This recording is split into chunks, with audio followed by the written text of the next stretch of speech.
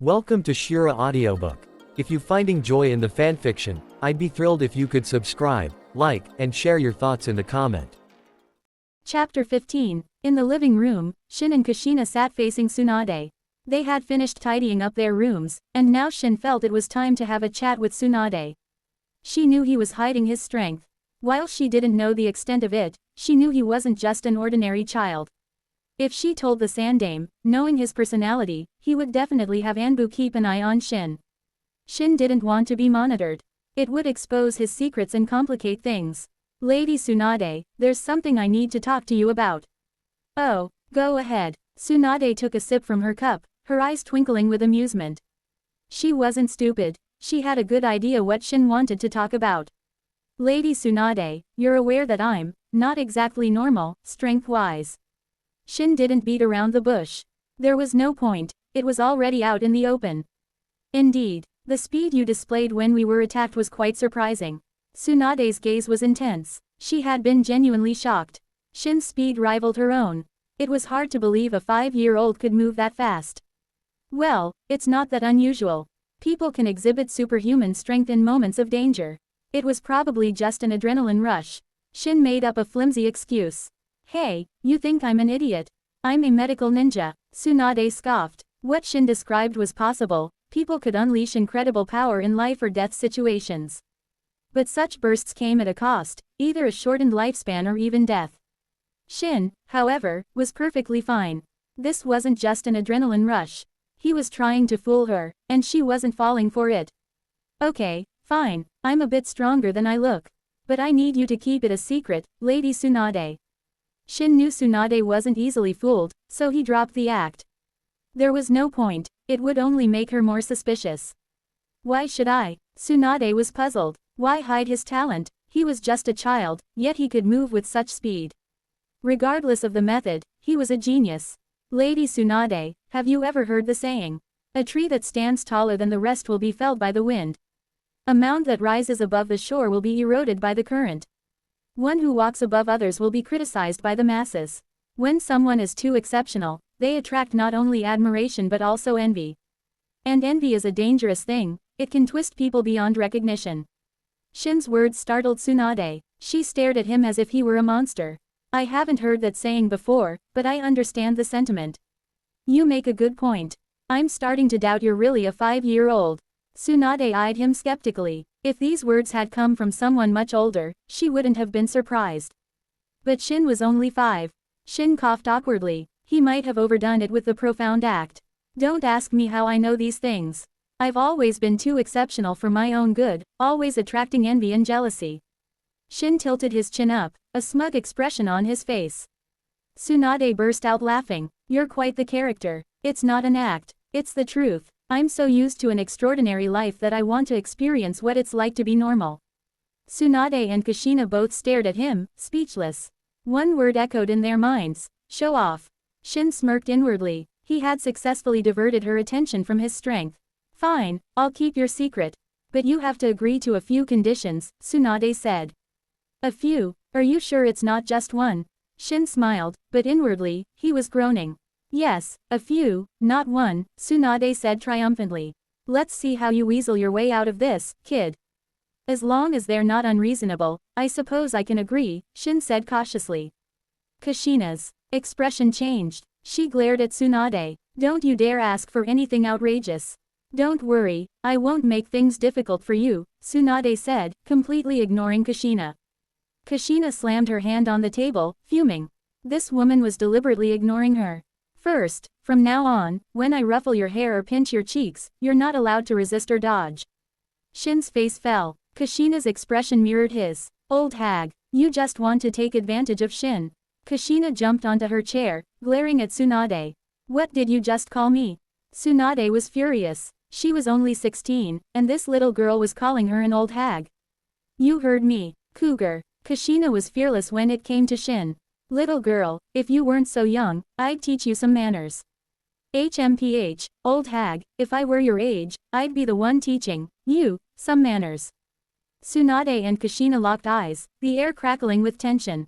Ahem, shouldn't we focus on the important matters at hand? I agree to your condition, Lady Tsunade, Shin interjected.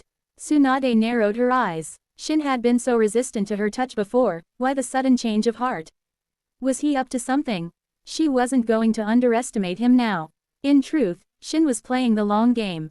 He'd let her have her fun for now, but he'd get his revenge later, with interest.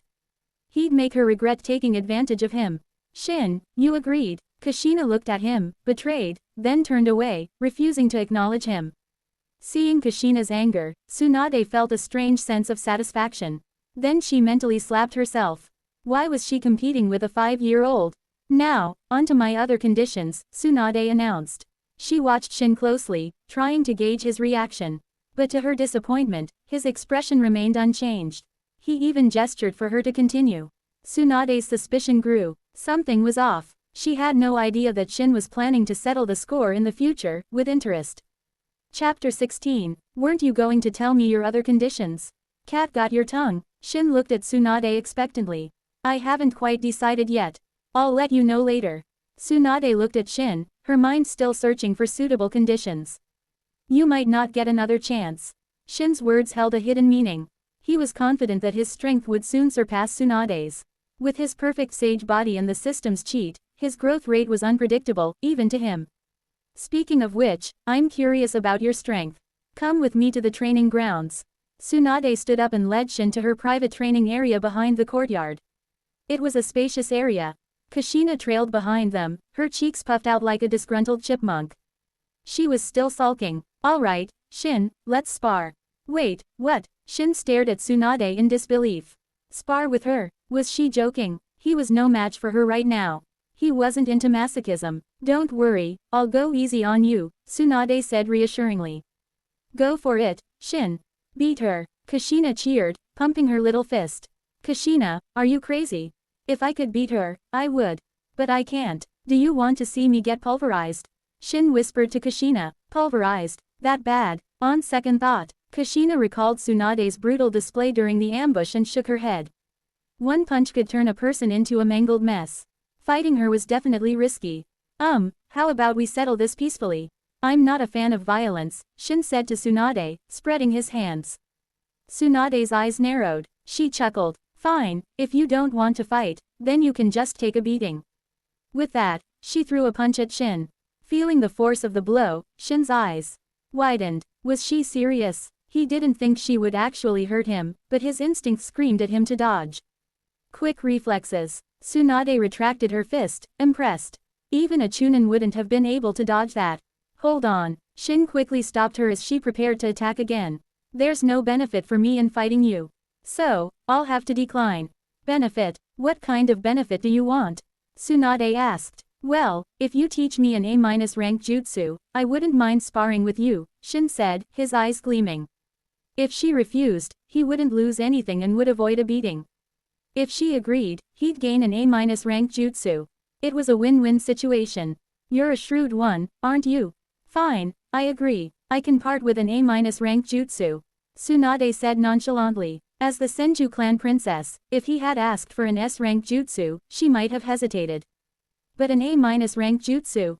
She didn't mind. She was more interested in uncovering Shin's secrets. All right then, please go easy on me, Lady Tsunade. Shin stepped back, putting some distance between them. He focused on Tsunade. This was a chance to test his strength. Of course, there were some things he wouldn't use, like the Rasengan and the adamantine sealing chains. The chains were fine, but using the Rasengan would raise too many questions. It would cause a commotion. After all, the Rasengan was a jutsu that required no hand seals. The most impressive thing about the Rasengan wasn't its power, although it was powerful. There were other A-rank jutsu that were stronger. But the fact that it didn't require hand seals made it unique. No hand seals meant instant activation. In a life or death battle, even a fraction of a second could make all the difference. Besides, Shin wasn't planning on going all out. He always kept some cards up his sleeve. He knew Tsunade would keep her word about not revealing his strength, but he was still used to hiding his true abilities. You can make the first move, Tsunade said. Then I won't hold back. Shin wasn't going to be polite. He was clearly at a disadvantage. Holding back half his strength, Shin charged towards Tsunade. When he was 3 meters away, he leapt into the air, aiming a punch at her face. You can do it, Shin. Kushina cheered nervously. You little brat. Tsunade scowled. Attacking someone's face was a low blow, especially a woman's. The fist might be small, but the force behind it was undeniable. Tsunade dodged. She wasn't going to take that punch to the face. Don't jump so carelessly, kid. You have no leverage in the air. Let me show you how it's done. After dodging Shin's attack, Tsunade retaliated with lightning speed, aiming for his stomach. Bam! Wood splintered. Her fist connected, not with Shin's body, but with a log. He had used the substitution jutsu. Tsunade's eyes narrowed. She spun around and threw another punch. Their fists collided. Shin was sent flying backward. Just before he crashed to the ground, he twisted in midair, landing gracefully on his feet. Tsunade shook her arm, the ground beneath her cracking slightly.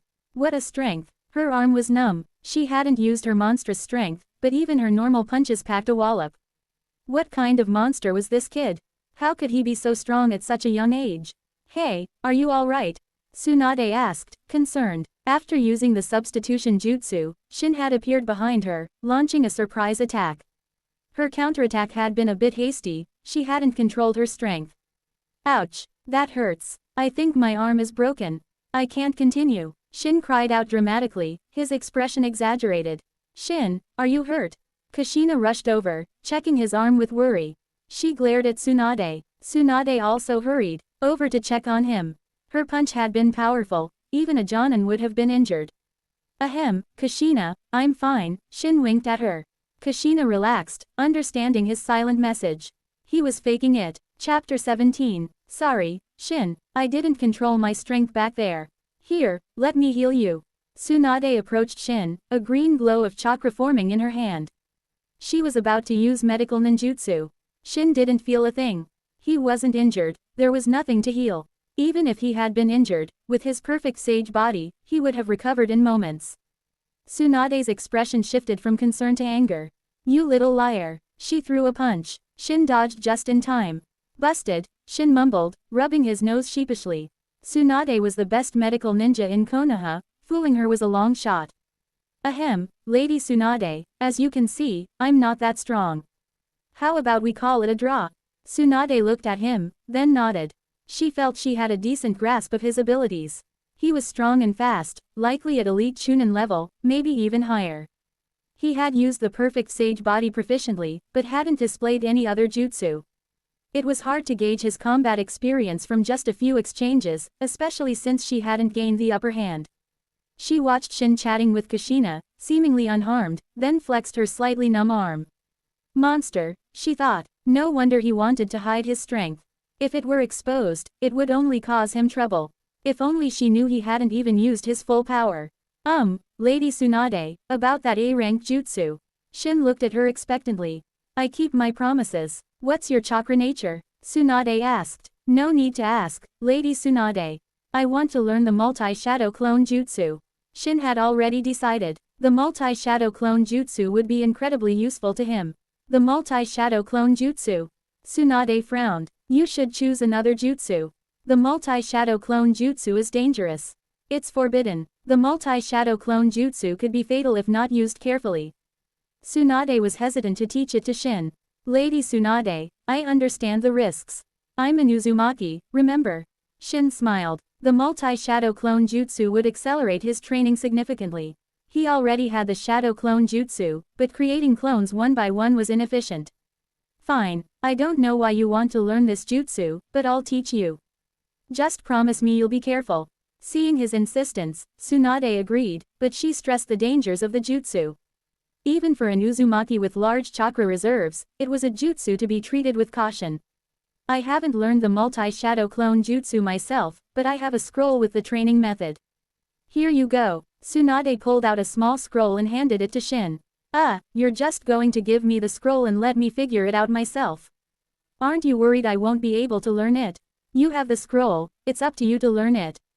Honestly, I'd prefer it if you didn't, Tsunade said bluntly. Shin shrugged. Not learning the multi-shadow clone jutsu wasn't an option. It wasn't that difficult for him. It only required a single hand seal. For ninjas with limited chakra, it might be challenging, but Shin had chakra to spare. Oh, I almost forgot. Tsunade smacked her forehead. You two need to come meet my grandmother. Shin's heart skipped a beat. Tsunade's grandmother was Uzumaki Mito, the wife of Hashirama Senju and a former princess of the Uzumaki clan. Mito knew all the Uzumaki sealing jutsu and was the previous Nine-Tails Jinchuriki. She must be powerful. Shin guessed her strength might even surpass the Sandame's. Of course, this was just speculation. Perhaps she wasn't a combat specialist. Tsunade called the other 3 Uzumaki survivors. They were all going to meet Mito. They followed Tsunade deep into the Senju compound, arriving at a small, elegant courtyard. There, they met Uzumaki Mito. She looked quite old, which made sense, considering she had lived through the Warring States period. But Shin was confused. Didn't Mito have the strength of 100 seal? Why did she look so old? The strength of 100 seal was an S-rank jutsu that allowed the user to store chakra in their forehead, marked by a diamond-shaped seal. When needed, the stored chakra could be released by using the release technique. And it had another benefit that women would kill for: eternal youth. Mito knew the strength of 100 seal. Why didn't she use it to maintain her youth? Perhaps she no longer cared about her appearance. After all, she was nearing the end of her life. Why bother with such superficial things? Grandmother, I'm sorry. The Uzumaki clan, only these few remain. Tsunade hung her head, unable to meet Mito's eyes. Mito sighed. She hadn't expected the Uzumaki clan, with its 1,000-year history, to meet such a tragic end.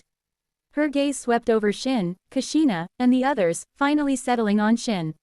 Shin felt a strange sensation as Mito's eyes locked onto him. It was as if she could see right through him, even more so than the Sandame. Mito gave Shin a kind smile. What's your name, young man? Uzumaki Shin. Shin met her gaze. He could sense no hostility from her. Shin, I can sense an extraordinary power within you.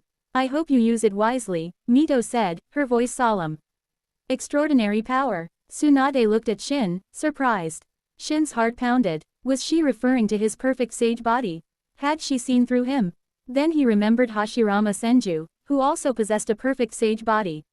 And Mito was his wife. It wasn't that strange for her to be able to sense something like that.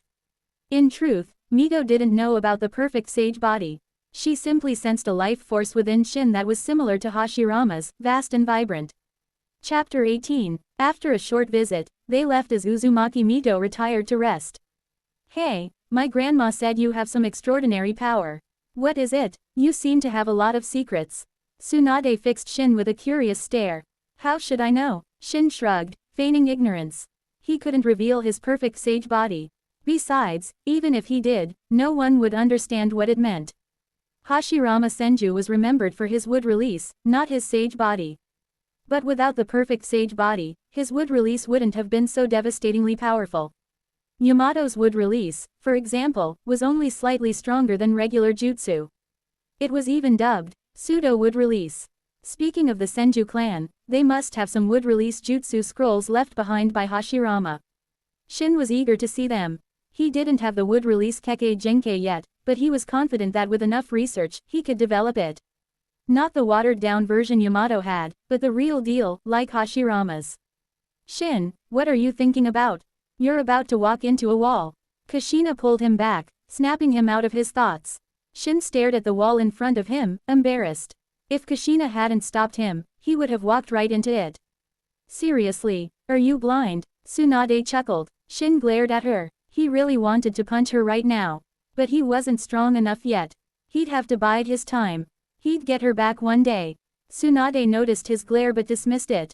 By the way, I'm planning on enrolling the 4 of you in the academy.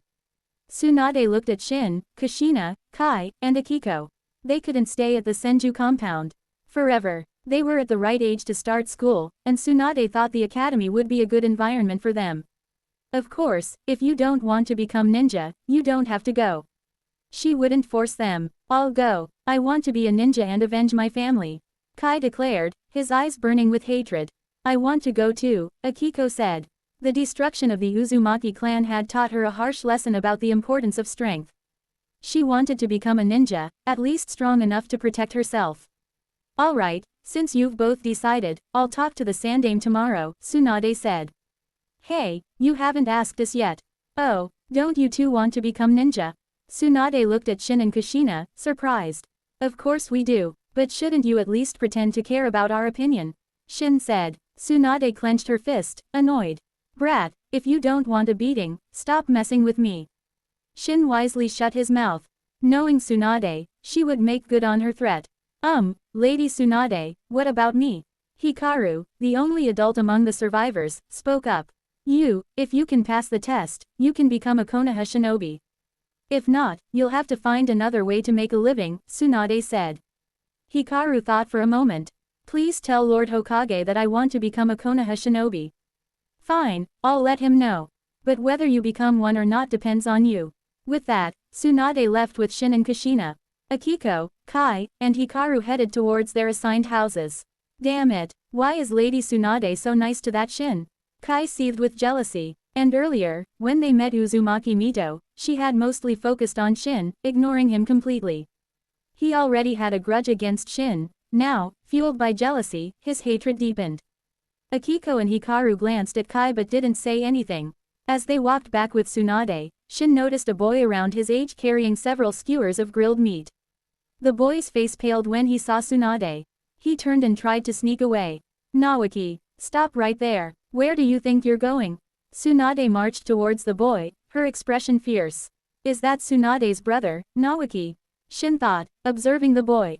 Nawaki's fate was a tragic one. He died at the young age of 12. Sis. Nawaki turned reluctantly, hiding the skewers behind his back. I saw that. Don't even try to hide it. Where did you get those? I bought them. Bought them. I thought you were broke. Tsunade questioned. The last time Tsunade had lost a gamble, she had tried to borrow money from Nawaki. But Nawaki knew his sister's gambling habits. If he lent her money, he'd never see it again. So, he had lied, saying he had spent all his money on ninja tools. Tsunade had left empty-handed. Now, he had been caught red-handed with these delicious skewers. Nawaki felt tears welling up. Lying to your own sister. Those are confiscated. In a flash, the skewers were in Tsunade's hands, leaving Nawaki staring at her with puppy dog eyes. Fine, here's one. There were 4 skewers in total. She gave one to Nawaki, one to Shin, one to Kushina, and kept one for herself. Smells delicious. Even better than the ones we make ourselves, Kushina said, sniffing the air. Yeah, not bad. And they're huge. Shin took a bite. They were indeed delicious, better than anything he could make. Perhaps he needed better ingredients. Sis, who are they? Nawaki asked curiously. They're from the Uzumaki clan, distant relatives of the Senju. Something happened to their clan, so they'll be living here from now on. They'll be attending the academy soon. Make sure you look after them, Tsunade said to Nawaki. Oh, hi, I'm Nawaki. Nawaki introduced himself. Nice to meet you. I'm Uzumaki Shin, and this is Uzumaki Kushina. We look forward to getting to know you, Shin said, officially acquainted with Nawaki. Chapter 19. Nawaki, do you have any allowance left? I'll pay you back tenfold when I win big. Tsunade looked at her brother hopefully. Nope, not a penny. Nawaki even turned his pockets inside out to prove he was broke. But Tsunade wasn't convinced. She suspected he was hiding money, but she had no proof. Oh well, it seems you're not destined for wealth, Tsunade sighed dramatically. Nawaki breathed a sigh of relief. He wanted nothing to do with that kind of wealth. He sidled up to Shin and whispered, remember, never lend my sister money. You'll never see it again. Then he scurried off, afraid Tsunade might overhear. Doesn't he live with you? Shin watched Nawaki go, confused. He lives with grandma. That little rascal avoids me like the plague, Tsunade grumbled. That's understandable. If I were your brother, I'd avoid you too. Shin looked at Tsunade pointedly. Who wouldn't avoid someone who took all their allowance? Tsunade might not eat people, but she sure ate money. Shin suspected her gambling habits had something to do with the Senju clan's decline. Hey, what's that supposed to mean? Nothing. Come on, Kushina, let's go. Shin took Kushina's hand and returned to Tsunade's courtyard. He pulled out the multi-shadow clone jutsu scroll and started studying. The jutsu was simple enough. It didn't take him long to master it. He formed the ram seal. Poof. Dozens of Shin clones filled the room. He dispelled the clones and went to inform Tsunade and Kushina that he was leaving the courtyard to explore the Senju compound. He wasn't just wandering aimlessly. He was looking for a suitable training spot. There was a training ground within Tsunade's courtyard, but he didn't want to train there and risk exposing his secrets. After a thorough search, he found no suitable location within the Senju compound. He'd have to look elsewhere in Konoha. But he wasn't going to wander around just yet. He had just arrived, the Sandame was likely keeping an eye on them. He'd wait a while, lay low for now. He also had his replication system to consider. He currently had 3 common replication cards and 1 advanced. The advanced card could copy a wide range of things, S-rank jutsu, cage-level chakra and physique, even Kekkei Genkai. But there were limitations to copying Kekkei Genkai. He couldn't copy the Rinnegan, or even the Eternal Mangekyo Sharingan. The Mangekyo Sharingan, however, was within reach. If I awaken the Mangekyo Sharingan and then copy another pair, could I evolve it into the Eternal Mangekyo Sharingan? Shin wondered. The Mangekyo Sharingan was the Uchiha clan's ultimate dojutsu, but it had a fatal flaw: overuse led to blindness. It was like a curse. The only way to overcome this was to evolve it into the Eternal Mangekyo Sharingan, which also granted the ability to use the perfect Susanoo. But to evolve it, one had to transplant the Mangekyo Sharingan of a sibling. Shin had no siblings. That path was closed to him. He'd have to find another way. The system was one option. He also suspected there might be other ways to evolve the Mangekyo Sharingan. Otherwise, how did Indra Otsutsuki obtain his Eternal Mangekyo Sharingan? And Hagoromo Otsutsuki's Rinnegan wasn't innate, it had evolved from the Sharingan. Shin wasn't too worried. Even if he couldn't evolve his Mangekyo Sharingan, he wouldn't go blind. He had the perfect sage body. Obito Uchiha had been able to use the Mangekyo Sharingan without side effects after transplanting Hashirama Senju's cells. With the perfect sage body, Shin didn't have to worry about blindness. But even so, he still wanted to evolve his Sharingan into the Eternal Mangekyo Sharingan. He coveted its power. The perfect Susanoo was practically invincible.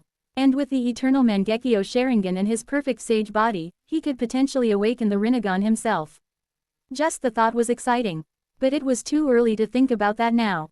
His Sharingan was only at the 1 Tomo stage. It would take time to reach the Mangekyo Sharingan, and even then, evolving it wouldn't be easy. By the time Shin returned to the courtyard, it was already dark. He had dinner and went to bed. The next day, Tsunade took Shin, Kushina, Akiko, and Kai to the Ninja Academy. The academy had been founded by the second Hokage, Tobarama Senju. It's already been a while since the semester started, so you'll be joining as transfer students. If there's anything you don't understand, don't hesitate to ask your teacher. Tsunade instructed them. Tanaka-sensei, these children are in your care now. Don't worry, Lady Tsunade. I'll take good care of them, Tanaka-sensei assured her. After entrusting the children to Tanaka-sensei, Tsunade left. As an elite Jonin, she was a busy woman. They followed Tanaka-sensei to their classroom. Shin spotted Naoki immediately. Hey, Shin, Kushina. You're in our class, Naoki exclaimed, jumping up. Naoki, sit down, Tanaka-sensei scolded. Naoki obediently sat back down. Despite being the grandson of the Shadaime Hokage, he still had to behave in class. We have 4 new transfer students. Please welcome them to our class, Tanaka-sensei announced. The other students looked at Shin and the others curiously. Red hair was rare, to have 4 at once was unusual. No, wait, there were 5, including the other red-haired student already in the class. Choza Akamichi, why don't you all introduce yourselves? You first, Tanaka-sensei said, pointing to Shin. Shin shrugged. I'm Uzumaki Shin. I like beautiful girls and dislike creeps. That's all. Tanaka-sensei's lips twitched. That was certainly an interesting introduction. Chapter 20, Uzumaki Shin, don't you think your introduction was a bit short? Shouldn't you talk about your dreams? Tanaka-sensei looked at Shin expectantly. Dreams are fleeting. That's why they're called dreams. Just keep them to yourself, I say. Alright, next. Tanaka-sensei shook his head and turned to Kushina. Kushina looked at the class, feeling nervous. Shin gently squeezed her hand, reassuring her. Kushina relaxed instantly. I'm Uzumaki Kushina. I like Shin, I hate Tsunade, and my dream is to be with Shin forever. Kushina declared boldly. The class erupted in gasps and whispers. Such a forward declaration. She hates my sister. Naoki gaped, shocked that Kushina disliked Tsunade. Tanaka-sensei sighed. Kids these days were so precocious. Shin looked at Kushina, who had buried her face in her hands, her cheeks flaming red. Ahem, settle down. Tanaka-sensei cleared his throat and sternly called for order. You two, find an empty seat. Shin scanned the classroom. The only empty seats were at the back, so he led Kushina there. Akiko and Kai gave their introductions. Akiko's was unremarkable, She came across as a shy, timid girl. Kai, on the other hand, simply stated his name coldly, giving the impression that he wasn't approachable. They all have the name, Uzumaki, and the same red hair.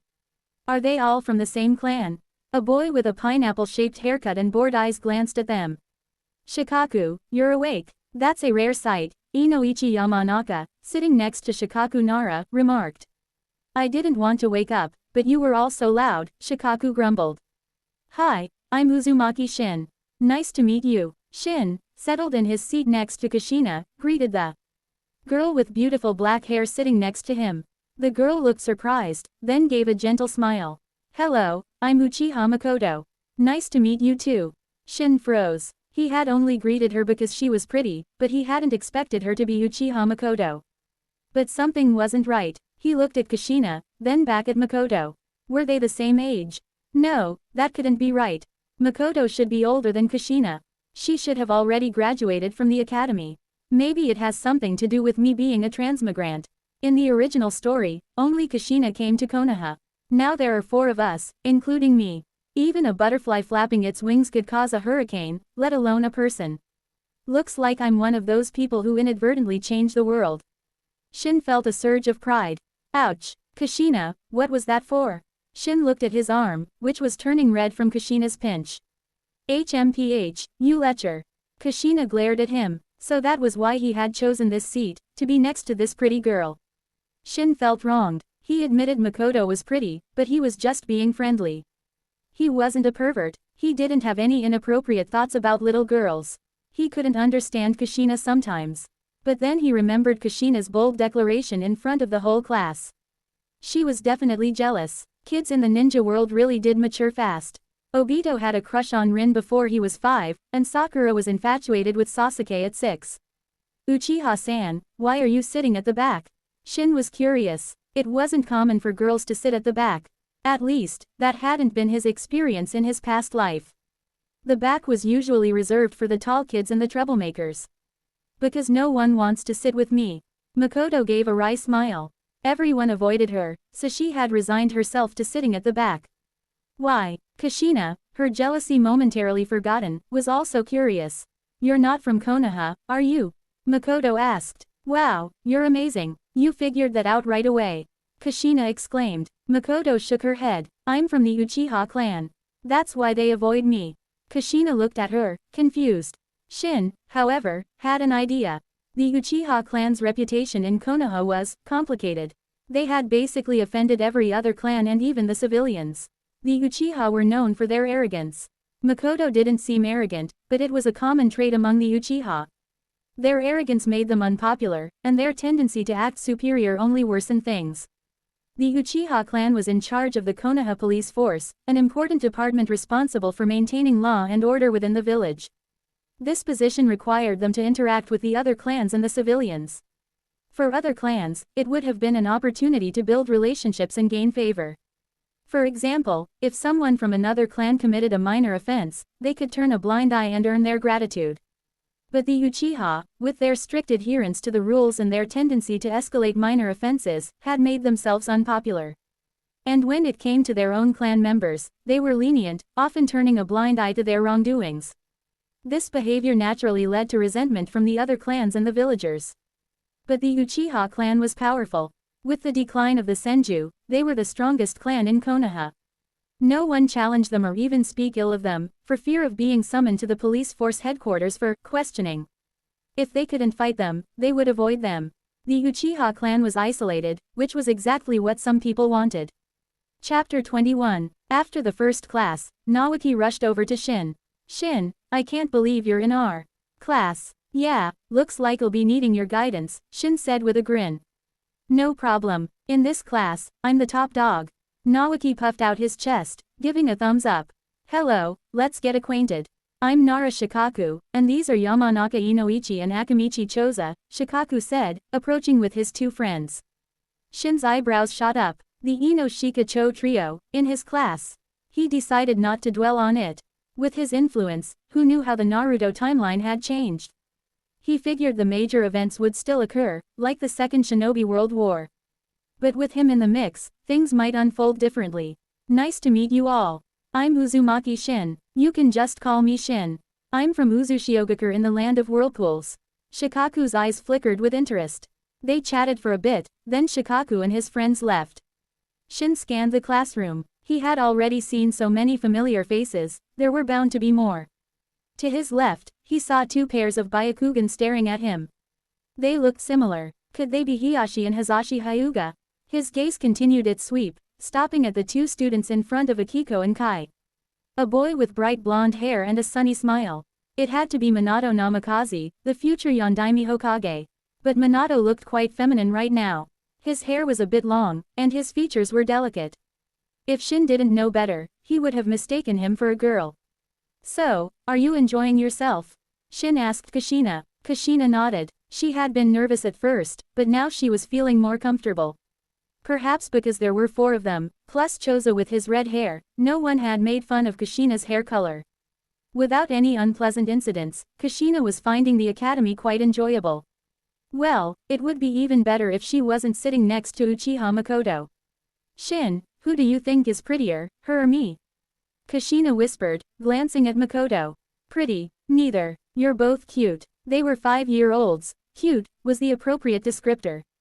Shin, you dummy. I'm not talking to you anymore. Kushina huffed and turned away. Makoto poked Shin timidly. Are you two fighting? Yeah, you know how it is with kids. They get upset easily. Shin chuckled. Shin, you think I'm just a kid? Aren't you? You're literally a child, Shin said, shrugging. Grr. Kushina chomped down on his arm and refused to let go.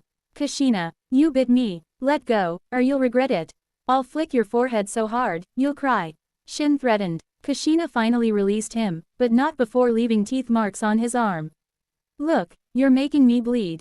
Shin pointed at his wound. There was no blood, just teeth marks. But Kushina didn't know that. Embarrassed, she gently rubbed his arm, looking up at him with pleading eyes. I'm sorry, Shin, I was wrong. Please don't be mad at me. Don't ignore me, okay?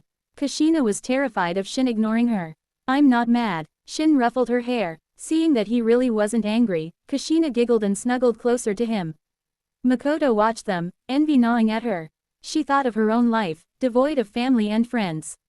Even her relationship with her clan wasn't good. She had always been alone. Shin noticed her gaze and looked at her.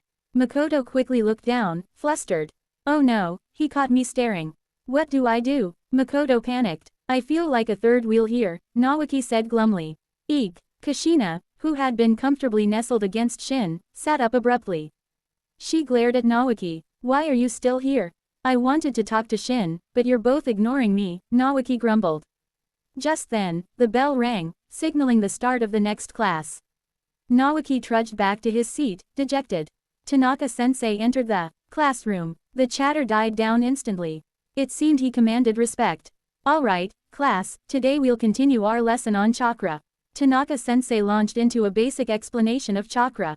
Shin already knew all this, even more than Tanaka-sensei. The chakra refinement technique. Is this all we're learning in the academy? Kushina whispered to Shin. If this was all there was, it was pretty boring. She had already mastered chakra refinement and had quite a lot of chakra. She had expected to learn powerful jutsu in the academy. Most students probably thought the same. But the academy only taught the fundamentals. These fundamentals were important, but they wouldn't be learning any powerful jutsu here. They might learn the Academy 3, some basic trap making, and kunai and shuriken throwing techniques. As for other jutsu, unless you had a clan to teach you, you'd have to wait until you became a full-fledged ninja and find other ways to learn them. Suddenly, Makoto passed Shin a notebook. Shin took it, looking at her questioningly. These are the notes I took during the lesson. Maybe they'll be helpful, Makoto said softly. Thank you, Makoto-san, Shin said gratefully, opening the notebook. Her handwriting was elegant, far neater than his. It was a pleasure just to look at. Makoto blushed, her head lowered.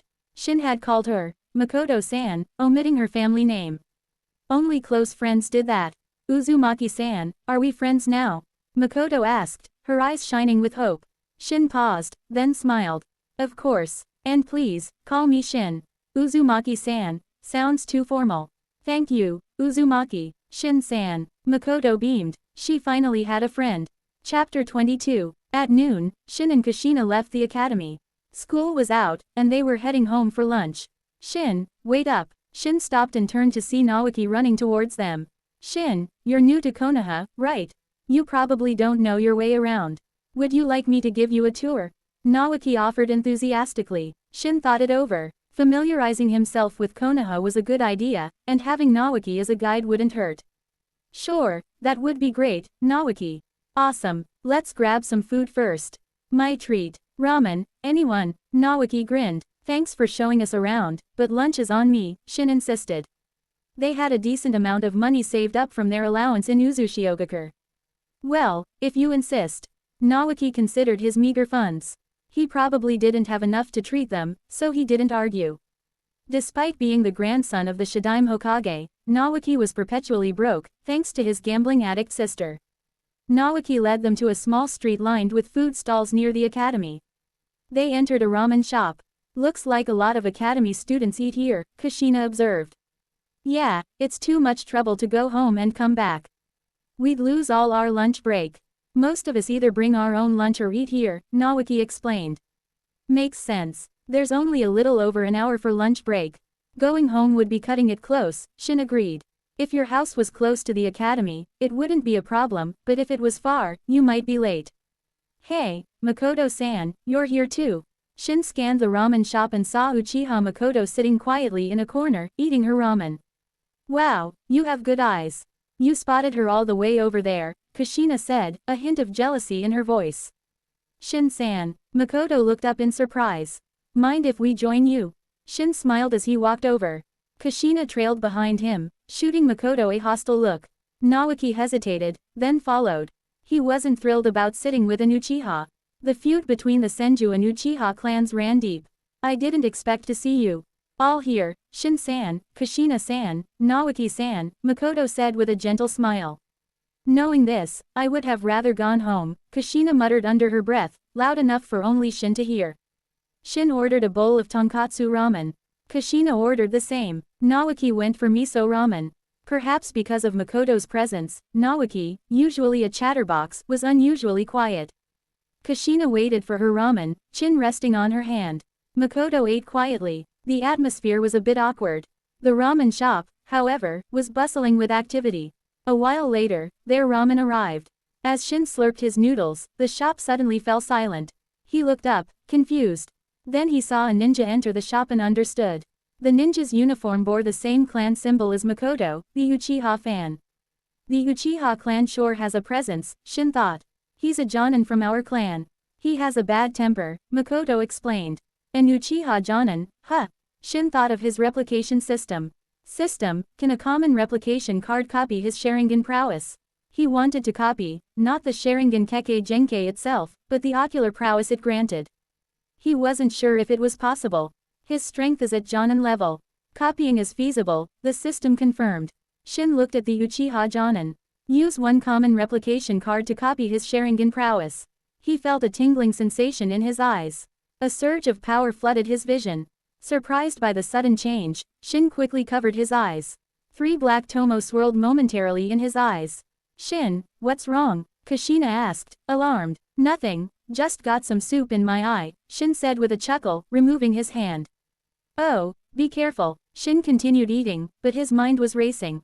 He had copied the Uchiha's Sharingan prowess, his 1 tomo Sharingan instantly evolving to 3 tomo. A 5-year-old with a 3 tomo Sharingan. If the Uchiha clan found out, who knew what they would do? This system cheat is insane. What's the point of training when you can just copy everything? But even with this cheat, he couldn't slack off. He had to work hard, or it would be a waste of the system's potential. If I keep accumulating Sharingan prowess, can I keep evolving my Sharingan? Shin theorized that with enough ocular power, he could evolve his Mangekyo Sharingan into the eternal Mangekyo Sharingan without needing a sibling's eyes. Sharingan prowess was essentially yin release, the manipulation of spiritual energy. Genjutsu, for example, relied on yin release. So, theoretically, with enough spiritual energy, he could even awaken the Rinnegan. No, the Rinnegan probably wasn't that simple. It seemed to require a combination of yin and yang release. But regardless, Shin felt he had stumbled upon another way to obtain the eternal Mangekyo Sharingan. Hey, Shin, why are you spacing out while eating? You're getting noodles in your nose. Kushina nudged him, bringing him back to reality. Kushina, Makoto, and Naoki were all staring at him. Shin felt his cheeks burn. Just thinking about something, he mumbled, shaking his head to clear his thoughts. He'd contemplate this later, at home. After finishing their meal, Shin paid for everyone's ramen, including Makoto's. Makoto tried to pay him back, but Shin insisted, saying they were friends. Chapter 23. I'm stuffed. Let's go. Shin wiped his mouth, then Kushina's, earning him a smug grin from her. She shot a triumphant look at Makoto. Makoto didn't react to the provocation, instead returning a gentle smile, much to Kushina's annoyance. Makoto didn't seem to care about her rivalry at all. And after interacting with her, Kushina found it hard to maintain her hostility towards such a sweet girl. Hold it right there. Just as they were about to leave the ramen shop, the Uchiha ninja stopped them. Shin frowned, turning to face the man. He had just copied the man's Sharingan prowess, evolving his own Sharingan to 3 Tomo, but he still didn't like the guy. The man was arrogant and unpleasant, no one would like him. You're an Uchiha, aren't you? Why are you with a Senju? The Uchiha ninja questioned Makoto. Makoto lowered her head, remaining silent, her face pale. Seeing Makoto like this, Kushina bristled. What's it to you? She retorted. She didn't like this Uchiha one bit. What did you say? The Uchiha stood up, his 3 Tomo Sharingan glaring at Kushina. Kushina, intimidated, hid behind Shin. He was a Jonin, a killer. His killing intent, amplified by his Sharingan, was palpable. If Kushina hadn't witnessed the destruction of her clan and experienced such trauma, she might have been paralyzed with fear. Shin's eyes narrowed. He could tolerate a lot to maintain his low profile, but this was crossing the line. He was about to step in when a familiar voice rang out. Shin, Kushina, Naoki, what are you doing here? Tsunade approached, flanked by 2 others. One had a pale face and an aura of coldness, like a venomous snake lurking in the shadows. This was Orochimaru, Tsunade's teammate. The other had spiky white hair and red markings under his eyes. Jiraiya, is there a problem here? Tsunade noticed the Uchiha Jonin, his Sharingan activated and killing intent radiating from him. A Jonin intimidating children, how impressive. What's your name? Tsunade asked coldly. The Uchiha Jonin paled. He recognized Tsunade. Every ninja in Konoha knew her. He could act tough in front of others, but not in front of Tsunade. She wasn't afraid of the Uchiha clan, and she wasn't afraid to use her fists. If she punched him, even the Uchiha clan head wouldn't be able to do anything about it. He had no choice but to back down. Besides, Tsunade was the best medic in Konoha. If he ended up in the hospital, she could make sure he never left. Get lost. And if you ever bother them again, I'll make sure you regret it, Tsunade threatened.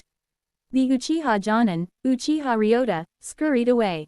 Even if he was an Uchiha genius, the clan wouldn't risk disrespecting Tsunade for him. Tsunade was the Sandaime Hokage's student. Fighting her was the same as fighting the Hokage. If the Hokage found a reason to punish them, the Uchiha clan would suffer. The current Sandaime Hokage wasn't the weak old man he would become, he was still a force to be reckoned with. Kushina, are you alright?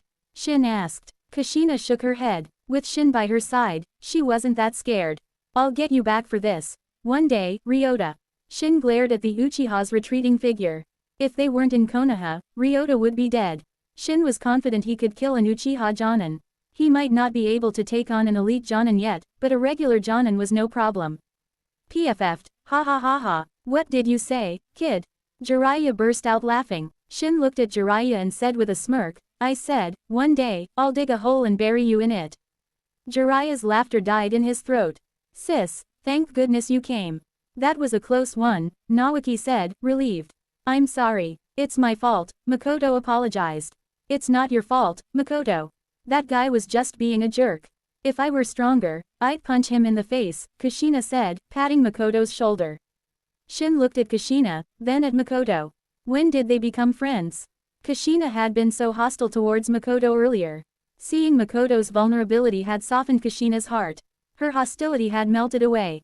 You're an Uchiha? Tsunade asked Makoto. Why yes. Makoto looked at Tsunade nervously. Don't be scared, I'm not going to eat you. But you're quite different from the other Uchiha, aren't you? Tsunade observed. Makoto didn't have the usual Uchiha arrogance. Most Uchiha, regardless of age or gender, were arrogant and haughty. They were the classic, young masters, always looking down on others.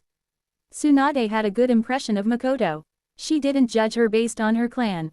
Let me introduce you. This is my teammate, Orochimaru, and this dead weight is Jiraiya. Tsunade gestured towards her two companions. Shin had already recognized them. They were hard to miss. Dead weight. You're calling me dead weight? Jiraiya grumbled. Orochimaru remained silent, his gaze fixed on Shin. Shin looked back at the snake Sanin. Why was he staring at him? Had Orochimaru already embarked on his path of forbidden research and taken an interest in him? No, that was impossible. It was too early for that. But why was he staring? Shin felt uncomfortable under Orochimaru's intense gaze, like a mouse being watched by a snake. Interesting, Orochimaru said with a sly smile.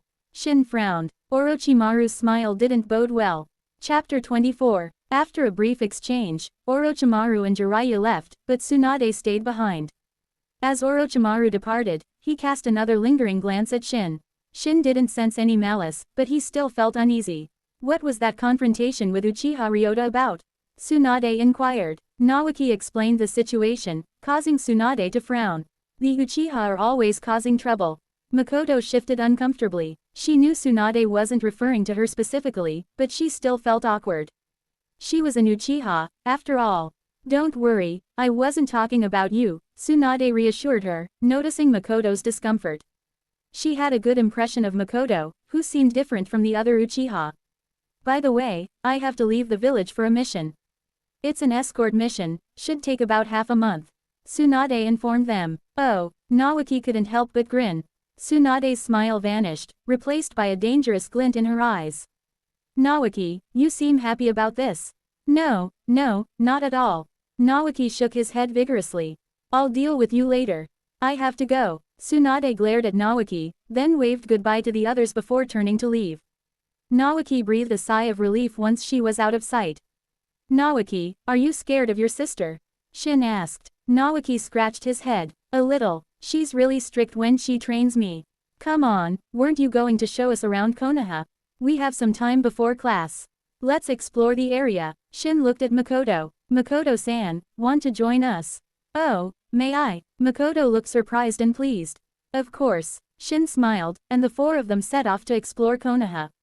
Shin and Kushina were unfamiliar with the village, so Naoki acted as their guide, pointing out various landmarks and locations. Since they didn't have much time before their afternoon class, they only explored the area near the academy. It was good to familiarize themselves with the surroundings. Soon, it was time to head back for class. Back in their seats, Shin asked Makoto, that incident earlier. It won't cause you any trouble, will it? He had dropped the honorifics, a sign of their growing friendship. Makoto shook her head. I'll be fine, I'm practically invisible in the Uchiha clan. No one will bother me over this. Actually, I should be the one apologizing. Makoto looked at Shin and Kushina apologetically. Makoto, we're friends now. No need to apologize, Kushina said. Perhaps they were destined to be best friends. Kushina, who had initially been hostile towards Makoto, now seemed quite fond of her. The afternoon class was another lecture. Kushina wasn't interested in theory, she felt like falling asleep. Shin felt the same. If the lecture had been useful, he would have paid attention, but it was all stuff he already knew or found irrelevant. School let out early, a little after 4 in the afternoon.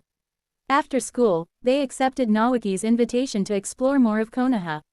Back at the Senju compound, Shin refrained from practicing taijutsu or kenjutsu. He didn't want to attract attention so soon after arriving in Konoha, so he focused on chakra refinement. He didn't know if the Sandaime had assigned Anbu to watch them, but it was better to be safe than sorry. Practicing taijutsu or kenjutsu might reveal his true strength. Even practicing ninjutsu was risky. For now, he'd stick to refining chakra. Should I copy the Byakugan? Shin thought of his advanced replication card. He had 4 cards in total, 3 common and 1 advanced. The advanced card could copy S-rank jutsu, cage level chakra and physique, and even Kekkei Genkai. The Byakugan, while seemingly less impressive than the Sharingan and Rinnegan, had powerful sensory capabilities and could even evolve into the Tenseigan. The Tenseigan was a dojutsu on par with the Rinnegan, perhaps even surpassing it in offensive power. After some consideration, Shin decided against it. While the Byakugan's sensory abilities were useful, especially for detecting surveillance, it would also turn his eyes completely white. Walking around with those eyes would draw unwanted attention, especially from the Hyuga clan. If only I had the mind's eye of Kagura. It's even better than the Byakugan. He shook his head, pushing the thought aside. He didn't know how to awaken it, or if it was even possible for him. As far as he knew, only Karen possessed that ability. A few days passed. Shin and Kushina's days were filled with school, exploring Konoha with Naoki and Makoto, and chakra refinement. One day, they were summoned to Uzumaki Mito's residence, along with Kai and Akiko. I've called you here today to teach you the Uzumaki clan's sealing jutsu. Shin's face lit up. This was great news. With Mito's guidance, they would progress quickly in Fuinjutsu. Kai and Akiko were also excited. We'll start with the most basic sealing formulas, Mito said seriously. These children were the last remnants of the Uzumaki clan, the hope for its revival. As a former princess of the clan, Mito wanted nothing more than to see it restored to its former glory. She would teach them everything she could. How much they learned, however, depended on their talent. From then on, their days were filled with school, followed by lessons in Fuinjutsu from Mito after dinner. Under Mito's tutelage, Shin, already a genius, progressed rapidly. Kushina also learned a lot. She was talented, second only to Shin. But Shin had warned her not to stand out too much. She should learn the jutsu, but pretend she wasn't as skilled as she actually was. Chapter 25. Over a year had passed since Shin arrived in Konoha. In the training ground of Tsunade's small courtyard, Shin practiced his swordsmanship, his katana flashing in the sunlight. Not many in the shinobi world specialized in kenjutsu. Most relied on ninjutsu. It was the primary focus of their training. The most skilled swordsman in Konoha was probably Tsukumo Hatake, though it seemed he hadn't earned the moniker, Konoha's White Fang, yet. Shin hadn't even heard the name Tsukumo Hatake before. He was probably still relatively unknown. Mastering kenjutsu required not just hard work, but also finding your own path. From the beginning, Shin had known what path he wanted to take, one that maximized his strengths. And his strengths were, his perfect sage body granting him monstrous strength and speed. His kenjutsu would be one of overwhelming power and swiftness. 3-step slash. Shin unleashed 3 slashes in the blink of an eye, effortlessly slicing the wooden training dummy into 4 pieces. 3 slashes per second were child's play for him now. His limit was 5 slashes in a single second, a true testament to his speed. Even an elite Jonin, caught off guard, wouldn't be able to withstand such an assault. If I could combine this with space-time ninjutsu, I can already imagine myself racking up kills on the battlefield. Unfortunately, he didn't know any space-time ninjutsu. He was eager to learn, though. Such jutsu were incredibly versatile, invaluable for both offense and defense. Shin, breakfast is ready. We have that test today, so we need to leave early, Kushina called out. Shin sheathed his katana and headed inside. Kushina had already prepared breakfast. It was a simple meal of bread and milk. Shin had baked the bread, Kushina had only set the table. He didn't dare let Kushina cook. She was a master of creating culinary abominations. The one time he had tried her cooking, he had spent the entire morning throwing up. From then on, he had banned her from the kitchen. After breakfast, Shin packed their lunches and they headed out. Tsunade wasn't home. As an elite Jonin, she was always on missions. At the academy, the classroom was filled with a mix of anxiety and excitement. Those with good grades were eager to show off, while those who struggled dreaded the test. Makoto, I'm counting on you for the written exam, Shin said as he sat down. The morning was dedicated to the written test. Shin had no interest in studying those theoretical concepts, and the questions were often bizarre. Cheating was his only option. But he had to choose his source wisely. Most of the class were hopeless. Thankfully, Makoto was a top student, consistently scoring first in the written exams. Just don't get caught, Makoto said with a smile. Don't worry, I won't, Shin assured her. Makoto gave him a dubious look. That's what you said last time, and we both ended up getting punished. Ahem, that was an accident. Shin cringed, remembering the time he got caught cheating. But that was a fluke, it wouldn't happen again. The morning passed, and the written test concluded. Shin had copied Makoto's answers, he was confident he'd done well. He had also helped Kushina and Naoki cheat. They were both terrible at academics. After the written test, they had a break for lunch. Shin, Kushina, and Makoto found a quiet spot to eat their lunch. Over the past year, they had become close friends. We have the practical test this afternoon. Are you nervous? Makoto asked. Why would we be nervous? We've done this so many times already, Shin said nonchalantly. The academy held tests every month. These test scores don't even matter. They don't affect graduation, Shin added. Then why did you cheat? Makoto's question almost made Shin choke on his food. Ahem, I just don't want to be at the bottom of the class. Yeah, me neither, Kushina chimed in. After lunch, they had a short break before the practical test. Tanaka-sensei led the class to the training grounds. The results for the written test are in. Uchiha Makoto scored a perfect score, placing first in the class, Tanaka-sensei announced. No one seemed surprised. Makoto was always at the top. Also, Uzumaki Shin, Senju Naoki, did you two cheat? Who copied from whom? You have the same score, and you even got the same questions wrong. Tanaka-sensei glared at them. Naoki avoided his gaze, while Shin remained calm. Inwardly, however, Shin was cursing Naoki's stupidity. He had helped him cheat, but did he have to copy everything? When Shin copied from Makoto, he had deliberately answered a few questions incorrectly. Kushina had done the same when she copied from him. But Naoki had copied everything, including the wrong answers. It was no wonder they got caught. Naoki, sorry buddy, but it's time to ditch the dead weight, Shin thought ruthlessly. Tanaka-sensei, Naoki copied from me. I know it was wrong, but he threatened to beat me up if I didn't let him. I didn't have a choice. Shin put on an Oscar-worthy performance, as if he had truly been threatened. Naoki gaped at him. He had begged Shin to help him cheat, but he had never threatened him. Naoki, I can't believe you'd do that. I'm telling Grandma Mito. Well, maybe if you confess, I might reconsider. Kushina said, angrily. Shin mentally gave Kushina a thumbs up. He decided he wouldn't help Naoki cheat anymore. This guy was a liability. Naoki felt a wave of despair. Kushina's words were a clear threat. She was forcing him to confess. Shin and Kushina were so mean. I'm sorry, Tanaka-sensei. I copied, Naoki confessed, hanging his head. Copy the questions from this test 100 times. You have 3 days, Tanaka-sensei said without a trace of sympathy. Naoki felt like he had been struck by lightning. Copying the questions 100 times. He'd be dead from exhaustion. And he only had 3 days. He wanted to cry. Chapter 26. Naoki squatted on the ground, his face a picture of despair. Copying the test questions 100 times was pure torture. Shin gave him a sympathetic look. Honest, he thought, not gloating at all. Next up, the practical test. We'll start with kunai throwing. Tanaka-sensei announced, glancing at Naoki. Naoki, what are you still doing on the floor? Want me to add another 100 lines? Naoki shot to his feet, glaring at Tanaka-sensei as if he were a demon. Shin patted Naoki's shoulder. Sacrifices must be made, my friend. You understand. Naoki gave him a mournful look. 100 times. How could he understand? All right, let's begin. Uzumaki Shin, you're first. Lucky me, first up.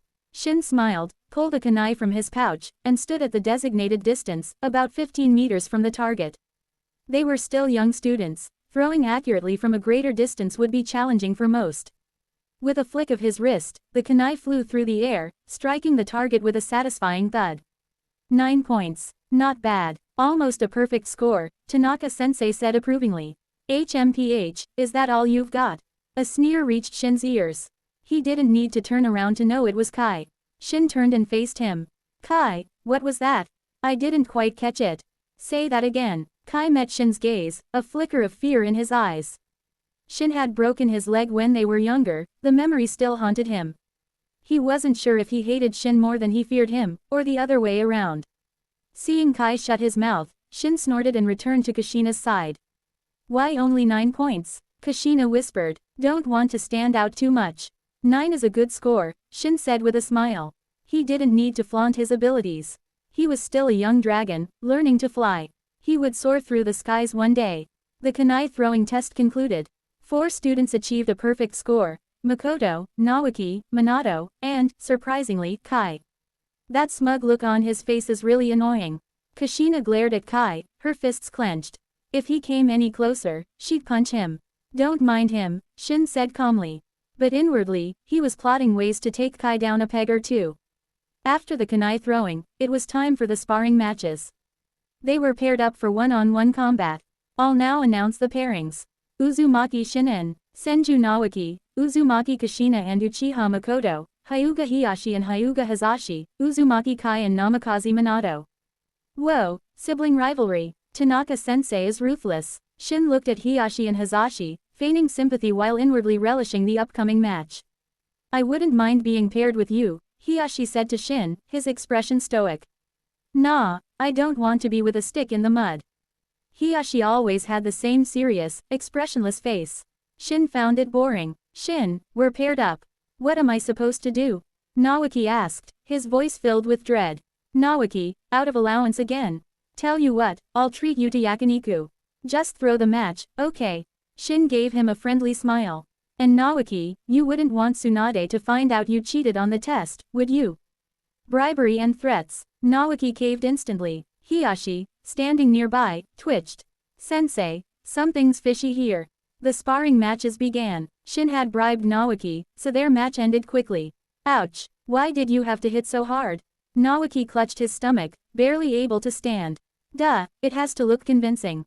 What if they find out we're faking it? Shin helped Naoki up. They watched the other matches. Kushina and Makoto were evenly matched, though Kushina wasn't using her full strength. At this stage, most of them didn't know any jutsu. The Uzumaki and Senju, with their superior physique, had an advantage in taijutsu. This was evident in Kai and Minato's match. Minato was getting pummeled. The Senju and Uzumaki were incredibly durable. Minato's punches barely phased Kai, but when Kai landed a blow, Minato felt it. In the end, Kai emerged victorious. Shin shook his head. This was the advantage of having a Kekkei Genkei. The world was unfair, but this was only temporary. Kai could bully Minato now, but in the future, he wouldn't stand a chance. Minato-san, are you alright? Akiko approached Minato, concern in her eyes. Thank you for your concern, Akiko-san. I'm fine, Minato said with a smile. Despite the bruises, his smile remained bright. Kai, who had been gloating over his victory, froze when he saw Akiko fussing over Minato. He had a crush on Akiko. Seeing this, jealousy burned within him. Looks like things are about to get interesting, Shin said to Naoki, a mischievous glint in his eyes. Kai stomped towards Minato. Minato turned, only to be met with Kai's fist. Caught off guard, Minato was struck squarely in the eye, earning himself a shiner. Kai, what are you doing? Akiko yelled angrily. Tanaka-sensei's attention was drawn to the commotion. He rushed over and grabbed Kai. Kai, your match is over. Why did you attack Minato-san? Tanaka-sensei demanded. Hey, what's going on? Kushina and Makoto joined Shin. Your match is over. Yeah, and I won. Kushina said excitedly, looking at Shin expectantly. Oh, Shin's flat response deflated Kushina's excitement. Kushina pouted. Couldn't he at least sound a bit more enthusiastic? Chapter 27. Shin, what's going on here? Makoto, seeing Tanaka-sensei scolding Kai, asked Shin for an explanation. Well, it's a bit complicated, but I'll give you the short version. Shin cleared his throat. Kai likes Akiko, but Akiko seems to have a thing for Minato. So, Kai, in a fit of jealousy, punched Minato. Wow, Kai likes Akiko. Poor Akiko, Kushina said, shaking her head. By the way, your match ended so quickly. Who won? Makoto asked curiously. I did, of course. Naoki is no match for me. I could take him down with one hand tied behind my back. Shin glanced at Naoki, but he wasn't exaggerating. He really could defeat Naoki with one hand. You're so mean, Shin. You bribed me. If you hadn't, I would have crushed you. Naoki protested. Yeah, right, you'd be the one getting crushed, Kushina scoffed. If Shin used his full strength, Naoki wouldn't stand a chance. It's satisfying to see Kai get scolded, Shin said with a smirk. Kai was severely reprimanded and forced to apologize to Minato. Minato readily forgave him. He forgave him just like that. Shouldn't he at least try to get even? Shin remarked. Uzumaki Shin. Kai roared. What, want to fight me? I'll break your other leg. Kai, who had been fuming, felt a phantom pain in his leg and backed down. The other students were surprised. Why was Kai so afraid of Shin? Shin was good, but he wasn't that much better than Kai. What was going on? Alright, no fighting. If I catch you brawling, you'll be punished. Tanaka-sensei warned. That concludes today's test. Class dismissed. Minato-san, go get those injuries treated. Cheers erupted as the students celebrated their early dismissal. Shin, don't forget you owe me yakiniku, Naoki reminded him. Don't worry, you'll get your meat. Let's go. Shin, Kushina, Makoto, and a hopeful Naoki headed towards a yakiniku restaurant. At the Senju compound, the Sandaime Hokage stood outside Uzumaki Mito's residence. Mito-sama, Sarutobi Hiruzen requests an audience. Ah, it's Little Monkey. Come in. Hiruzen blushed at the nickname. Thankfully, they were alone, it would have been embarrassing otherwise. Mito-sama, you summoned me. Hiruzen hadn't come of his own volition, Mito had sent for him. Hiruzen, I called you here to discuss the Nine Tails Jinchuriki. Mito had stopped calling him Little Monkey, much to his relief. I'm old, Hiruzen, I don't know how much longer I can hold on. We need to choose a new Jinchuriki soon. Hiruzen was silent for a moment. What are your thoughts, Mito-sama? The Nine Tails Jinchuriki should ideally be in Uzumaki. Only their constitution can properly suppress the Kyuubi. Otherwise, it might go on a rampage or even break free from the seal. Mito's voice was grave. The Nine Tails was a force to be reckoned with. Without Hashirama, Konoha would struggle to contain its power. I agree. Hiruzen was also cautious when it came to the Nine Tails. Its importance was undeniable, and the Uzumaki were the most suitable candidates for becoming its Jinchuriki. Do you have anyone in mind, Mito-sama? I can only offer suggestions. The final decision is yours, Hiruzen. First, I recommend Uzumaki Shin. He's the most suitable candidate. Then there's Uzumaki Kushina and Uzumaki Akiko. What about Uzumaki Kai? He seems quite talented. Mito shook her head. He is talented, but he's also consumed by hatred and jealousy. He's not suitable to be the Nine Tails Jinchuriki. Any Uzumaki was technically suitable, but Kai's personality made him a poor choice.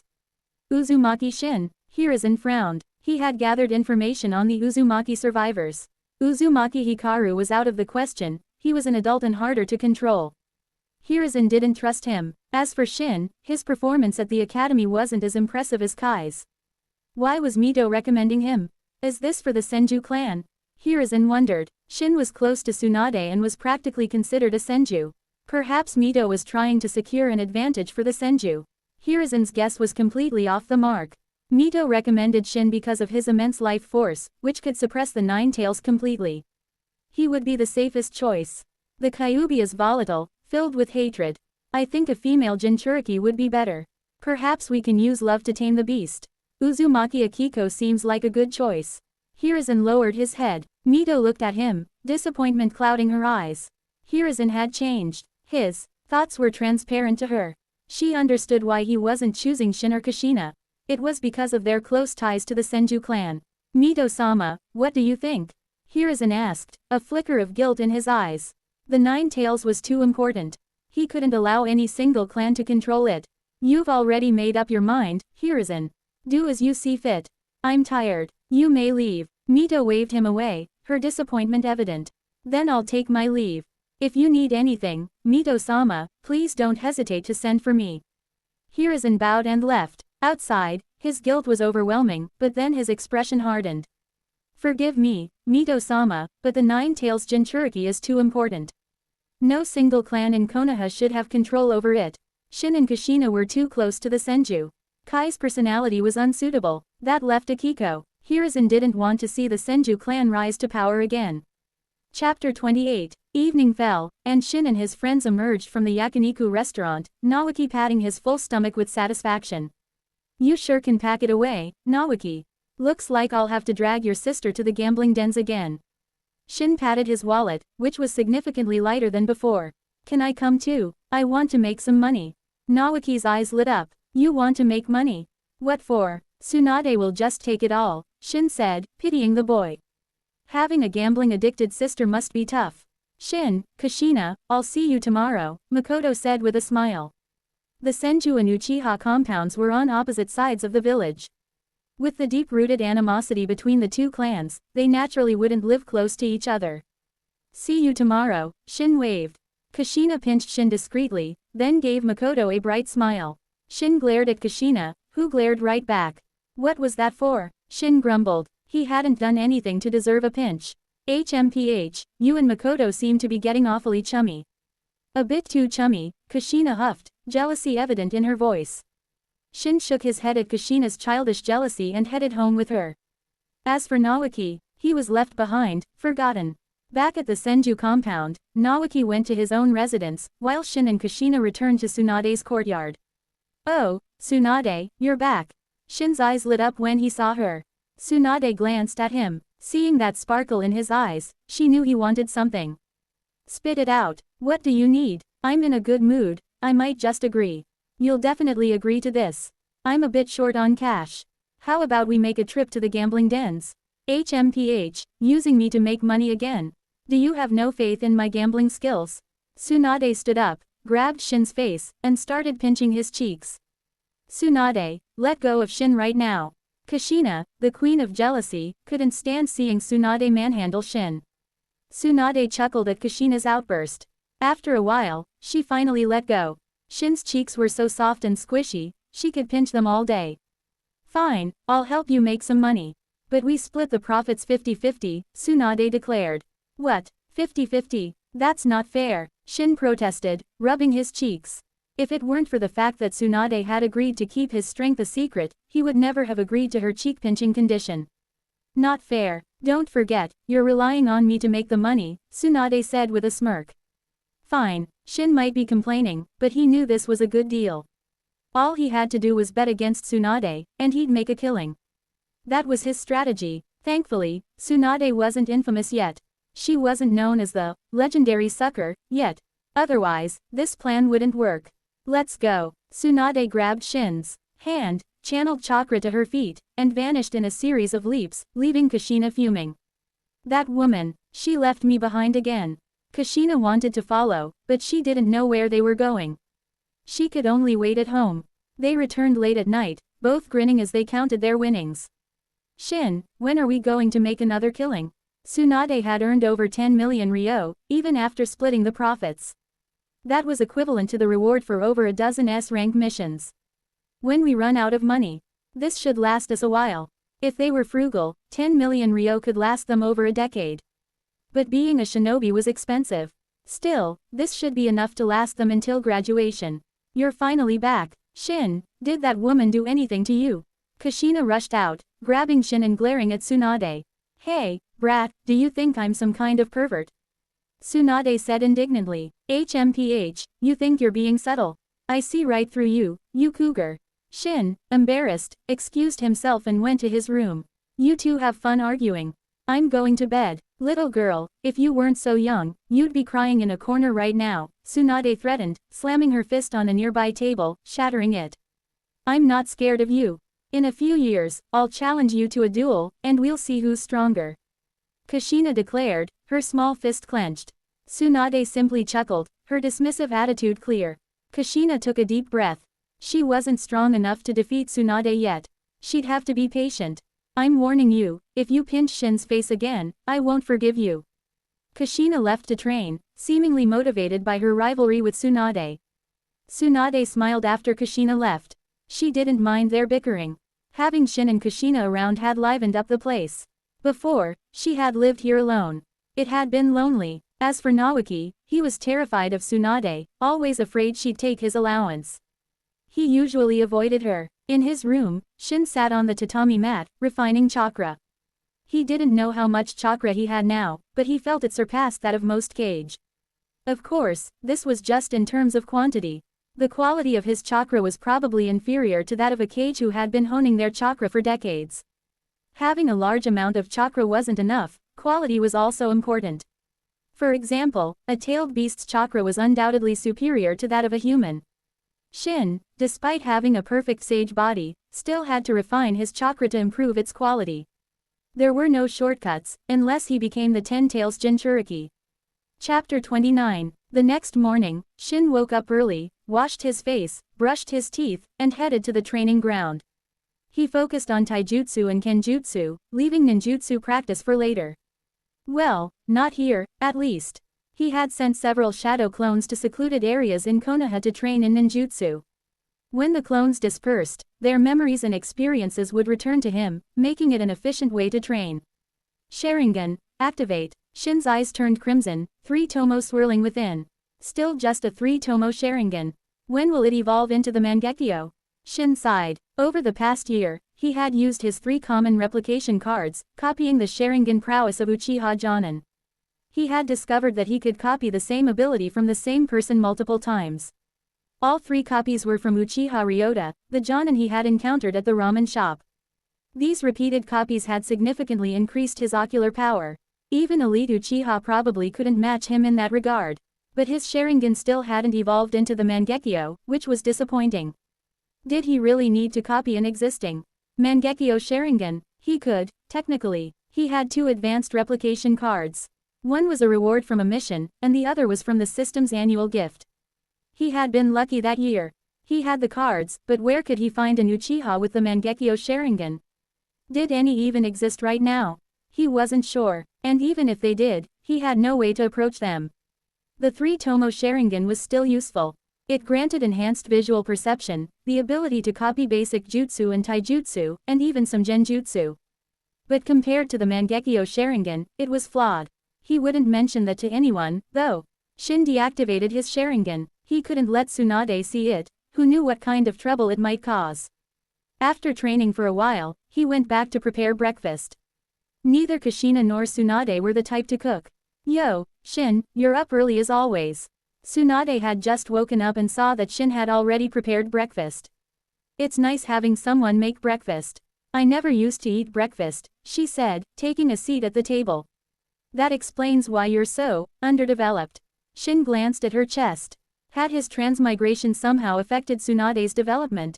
It was a cruel twist of fate. Sensing his pitying gaze, Tsunade scowled. Want to taste my fist?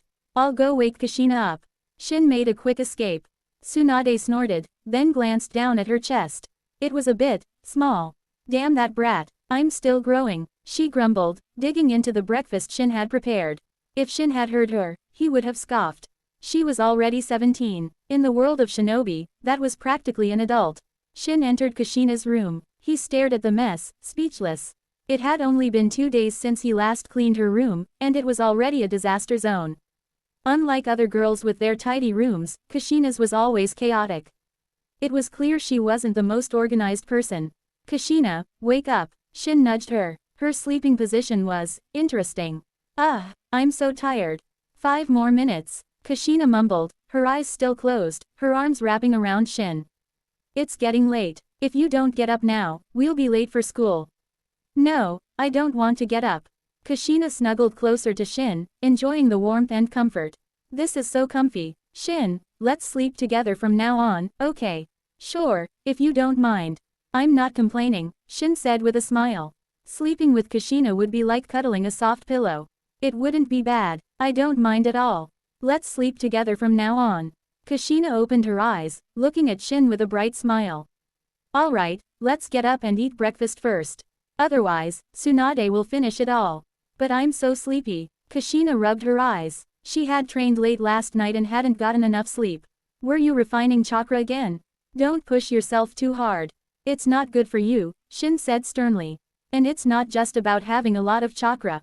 There's more to strength than that. You need to know how to use it. Having chakra without knowing any jutsu is useless. But I know jutsu. The Rasengan, the Water Dragon Jutsu, the Shadow Clone Jutsu. Kushina counted off the jutsu she knew. They were all jutsu that Shin knew and had taught her. You haven't mastered them yet. Focus on honing your jutsu. Don't worry about chakra refinement for now. Shin pulled Kushina out of bed. Wait, can you go outside? I need to change. Kushina was usually carefree, but she wouldn't change clothes in front of Shin. Alright, Shin left the room. When he returned, he found that Tsunade had already devoured most of the breakfast. You sure can eat. He'd have to make more. It wasn't enough for the 3 of them. You're one to talk. I'm full. Gotta go. I have things to do. Tsunade pinched Shin's cheek and left. Shin made more breakfast, and after they finished eating, they left for the academy. Aren't we taking lunch today? Kushina asked. Kushina, remember, Makoto said she'd make us lunch. She's a much better cook than I am. HMPH, I can cook too. It's just lunch. I'll make you lunch tomorrow. Kushina was jealous that Shin had praised Makoto's cooking. Shin's face paled. Kushina making him lunch. Kushina, let's not. I don't want to end up in the hospital, or worse, the cemetery. He wouldn't dare eat anything she made. Chapter 30. Shin and Kushina arrived at the academy just in time. But someone was even later, Nawaki. Under Shin's amused gaze, Nawaki was sent out to stand in the hallway as punishment. Where's Akiko? Shin scanned the classroom, but Akiko was nowhere to be seen. Shin, what are you thinking about? Makoto asked curiously, noticing his distraction. I was just wondering why Akiko isn't here. Kushina, who had been drowsy, suddenly perked up, her eyes fixed on Shin. Shin, don't tell me you have a thing for Akiko. She asked suspiciously. Kushina, your eyes are scary, Makoto giggled. I'm not interested in Akiko. I was just curious, Shin said, a bit exasperated. He had no interest in little girls. He wasn't a creep. Besides, Akiko wasn't as pretty as Kushina or Makoto. I have an announcement regarding Uzumaki Akiko. I'm sure many of you are wondering why she isn't here today. Tanaka-sensei stood at the podium. Akiko has taken a leave of absence. She won't be coming to school for a while. Shin pondered the announcement, a suspicion forming in his mind. After class, Shin approached Kai. Kai, you live with Akiko. Do you know why she's absent? Why should I tell you? Kai glared at Shin. Good question. How about this? Shin placed a hand on Kai's shoulder, applying pressure. Kai broke out in a cold sweat, his shoulder screaming in pain. He didn't cry out, though, maintaining his pride. But he quickly caved. Akiko was called away early this morning. I think she went to Lady Mito's place. Thanks for the info. Shin smiled and returned to his seat, his suspicions confirmed. He guessed that Akiko had been chosen as the Nine-Tails Jinchuriki. He didn't know why Akiko, but it was good news for him and Kushina. Becoming a Jinchuriki wasn't a good thing. Not everyone could be like Naruto and gain the tailed beast's approval. Shin, you've never cared about Akiko before. Why are you suddenly interested in her? Kushina asked when Shin returned to his seat. She knew Shin wasn't romantically interested in Akiko, but she couldn't help but feel jealous. Because it's important to us, Shin said cryptically. If he or Kushina had been chosen as the Jinchuriki, he would have had to find a way to refuse. Now, he didn't have to worry about that. Akiko's absence meant she was probably receiving special training from Mito. Becoming a Jinchuriki wasn't easy, it required rigorous preparation. After school, they received a notice that they wouldn't be attending Mito's lessons for the time being. Shin wasn't disappointed. He had already learned everything he needed to know. Mind's eye of Kagura. Shin closed his eyes, and his surroundings appeared in his mind. He could sense chakra with incredible clarity. He had awakened the mind's eye of Kagura, a secret technique that only the Uzumaki clan could learn. Mito had taught it to him. She had also taught it to the others, but he didn't know if they had mastered it. Kushina hadn't. He doubted Kai and Akiko had either. He scanned the entire Senju compound and its surroundings with his expanded sensory range. He continued, using the mind's eye of Kagura for an hour before finally opening his eyes, exhaustion weighing on him. It was mental exhaustion. The chakra cost was minimal, but the strain on his mind was significant, especially with prolonged use. But it had its benefits. It slowly increased his mental power. It was one of the ways he had found to strengthen his mind. The other method was to use the system's replication cards to copy Uchiha ocular prowess. Looks like Tsunade isn't coming back. Let's eat. Shin exited his room and announced to Kushina. I've been waiting forever. I'm starving. Kushina whined dramatically. Shin chuckled and prepared a lavish dinner. They had money now. There was no need to be frugal. After dinner, Shin trained his taijutsu and kenjutsu in the training ground. He then dispelled his shadow clones, absorbing their memories and experiences. He had secretly sent them out to train in ninjutsu. Shin organized the knowledge he had gained, refined chakra for an hour, then took a bath and prepared for bed. Just as he lay down, his door creaked open, and Kushina entered, clutching a blanket. Shin stared at her, bewildered. Kushina, what are you doing in my room? Shouldn't you be sleeping? Did you forget what you said this morning? We're sleeping together from now on. You promised. Don't tell me you're going back on your word. Kushina tried to sound fierce, but Shin only saw cuteness. Fierce cuteness. Kushina, you're really going to sleep with me? Shin asked, surprised. Of course. And we've slept together before, haven't we? Kushina climbed onto the tatami mat, snuggled up next to Shin, wrapped her arms around him, and rested her head on his chest. That was when we were little. Don't you feel awkward now, Kushina? Shin inhaled the sweet scent of her hair. Not at all. I feel comfortable sleeping with you, Shin. Kushina snuggled closer, nuzzling him. Shin wasn't going to argue. That would be stupid. Alright, let's get some sleep. But try to stay still, okay? No moving around. Shin, do you dislike me? Kushina pouted. Even in the darkness, with only the moonlight filtering through the window, Shin could see her expression. Even if I were to dislike someone, it wouldn't be you. Now go to sleep. Shin pinched her cheek and closed his eyes, enjoying the warmth of this human-shaped pillow. Kushina also felt comfortable and safe in Shin's arms. She quickly drifted off to sleep. Thank you for tuning today's video fanfiction story. If you enjoyed it and would like to see more, please consider subscribing to the channel, liking the video, and sharing your thoughts in the comments for the next exciting installment.